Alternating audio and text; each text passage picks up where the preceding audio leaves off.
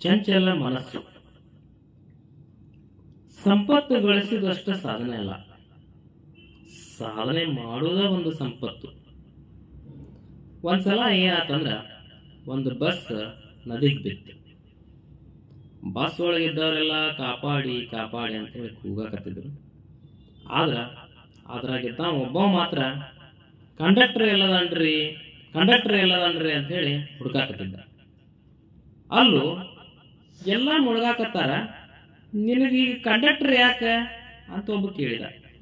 ಅದಕ್ಕೆ ಅವ, ಅಲ್ರಿ ಟಿಕೆಟ್ ಹಿಂದ 5 ರೂಪಾಯಿ ಬರೆದು ಕೊಟ್ಟಾನ ಅಂತಂದ. ಅಂದ್ರ ಸಾವಿನ ದವಡಿಯಾಗಿದ್ದಾಗೂ ನಮಗ ನಮ್ಮ ಸಂಪತ್ತಿನದ ಚಿಂತೆ. ಸಂಪತ್ತು ಬ್ಯಾಡ ಅಂತ ಯಾರಿಗ ಇಚ್ಛೆ ಐತಿ? ಪರಿಶ್ರಮ ಬ್ಯಾಡ ಅಂತ ಯಾರಿಗೈತಿ? ಯಾವ ವಿದ್ಯಾರ್ಥಿ ಪರೀಕ್ಷೆ ಒಳಗೆ ಫೇಲ್ ಆಗ್ಬೇಕಂತೈತಿ? ಅಥವಾ ಯಾವ ವ್ಯಾಪಾರಿಗೆ ನಷ್ಟ ಆಗ್ಬೇಕಂತೈತಿ? ಎಲ್ಲರಿಗೂ ಬಯಕೆ ಐತಿ. ಆದ್ರೂ ನಾವು ಅಂದ್ಕೊಂಡಂಗ ನಡೆಯಂಗಿಲ್ಲ. ಯಾಕ? ದೋಷ ಎಲ್ಲೈತಿ? ಸಮಸ್ಯೆ ಎಲ್ಲ ಐತಂದ್ರ ಸಮಸ್ಯೆ ಹೊರಗಿಲ್ಲ, ನಮ್ಮ ಒಳಗ ಐತಿ. ಪ್ರಯತ್ನ ಮಾಡ್ತೀನಿ ಅಂತ ಬಯಕೆ ಇದ್ರೂ ಒಳಗೊಂದು ಚಂಚಲ ಮನಸ್ಸು ಐತಲ್ಲ, ಅದ ದೋಷ. ಇದರಿಂದ ನಮಗೆ ಸಾಧನೆ ಮಾಡಕ್ ಆಗವಲ್ಲ. ಇದಕ್ಕ ವಿಕ್ಷಿಪ್ತ ದೋಷ ಅಂತ ಕರೀತಾರೆ. ನಾವು ಗಾಳಿನ ಕಟ್ ಹಿಡಿಬಹುದು, ಆದ್ರೆ ಮನಸ್ಸನ್ನ ನಿಲ್ಲಿಸೋದು ಬಹಳ ಕಷ್ಟ. ಮನಸ್ಸು ಎಷ್ಟು ಚಂಚಲ ಅಂದ್ರ, ಒಬ್ಬ ಬೆಳಗ್ಗೆ 5 ಗಂಟೆ ಕೇಳಬೇಕಂತ ಹೇಳಿ ಅಲಾರಾಮ್ ಇಟ್ಕೊಂಡ.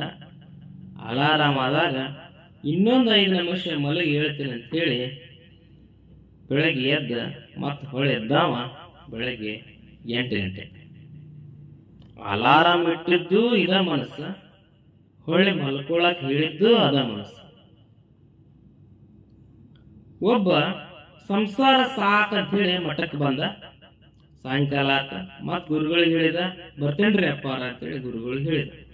ಮತ್ ಗುರುಗಳು ಕೇಳಿದ್ರೆ, ಯಾಕೋ ಎಲ್ಲಿಗೆ ಹೊಂಟಿ ಅಂತ? ಮನೆಗೆ ಅಂದ. ಇದು ಮನಸ್ಸಿನ ಗುಣಧರ್ಮ. ಒಮ್ಮೆ ಪುಸ್ತಕ ಓದ್ಬೇಕಂತ ಹೇಳಿ ಕೈಯಾಗಿ ಹಿಡಿತೈತಿ, ಒಂದ್ 5 ನಿಮಿಷ ಮೊಬೈಲ್ ನೋಡಿ ಆಮೇಲೆ ಹಿಡಿಯನ ಅಂತ ಹೇಳಿ ಅದ ಮನಸ್ಸ ಹೇಳ್ತೈತಿ. ಇದು ಮನಸ್ಸಿನ ಚಾಂಚಲ್ಯ ಗುಣ. ಒಬ್ಬ ಗುರುಗಳಿಗೆ ನಮಸ್ಕಾರ ಮಾಡಿ, ಇವತ್ತಿಂದ ಹುಸಿ ಆಡೋದು ಬಿಟ್ಟೆ ಅಂದ. ಗುರುಗಳ ಆಶೀರ್ವಾದ ಮಾಡಿ ಕಲ್ಲು ಸಕ್ರಿ ಕೊಟ್ರ.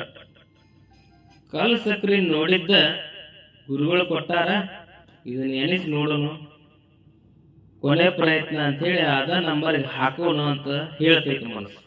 ಅಂದ್ರ ಅಜ್ಜಾರ ಕೊಟ್ಟ ಕಲ್ಲು ಸಕ್ರೆನೂ ಎನಿಸಿ ನಂಬರ್ಗೆ ದುಡ್ಡು ಹಚ್ಚು ಭಕ್ತರು ಅದಾರ. ಮನಸ್ಸು ಒಮ್ಮೆ ಹಾಂಗ್ ಮಾಡಿಸ್ತೈತಿ, ಒಮ್ಮೆ ಹಿಂಗೆ ಮಾಡಿಸ್ತೈತಿ. ಚಂಚಲ ಮನಸ್ಸಿನ ಸ್ವಭಾವವನ್ನು ಕಟ್ಟಿ ಹಾಕುವುದು ಕಷ್ಟ. ಎಲ್ಲಿ ಕಾಣ್ತೈತಿ, ಕೇಳ್ತೈತಿ, ರುಚಿ ಹತ್ತೈತಿ, ಅಲ್ಲಿ ಹೋಗಿ ಬೀಳ್ತೈತಿ ನಮ್ಮ ಮನಸ್ಸು. ಒಮ್ಮೆ ವಿಪರೀತ ವಿಚಾರ ಮಾಡ್ತೈತಿ. ನಮ್ಮೊಳಗಿರೋ ಮನಸ್ಸ ಹಿಂಗೆ ಮಾಡಿದ್ರೆ ರಕ್ಷಣೆ ಮಾಡೋರು ಯಾರ? ಎಲ್ಲ ಪ್ರಯತ್ನ ಮಾಡ್ಬೇಕಂತೀವಿ, ಎಲ್ಲಾ ಪ್ರಯತ್ನ ಮಾಡ್ಬೇಕಂತೀವಿ, ಆದ್ರೆ ಮನಸ್ಸು ಚಂಚಲ. ಇದರಿಂದ ತಪ್ಪಿಸ್ಕೋಬೇಕು, ಮನಸ್ಸನ್ನ ನಿಯಂತ್ರಣದಲ್ಲಿ ಇಡಬೇಕು.